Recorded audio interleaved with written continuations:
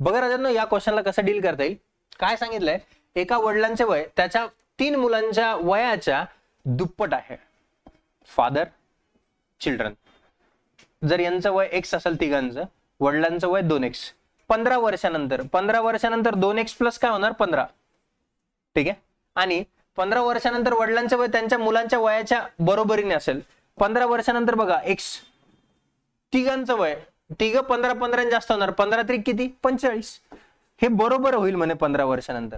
आता 2x मधून x गेलं तर किती येणार x, आणि हे 15 इकडे प्लस इकडे गेलं काय होणार मायनस.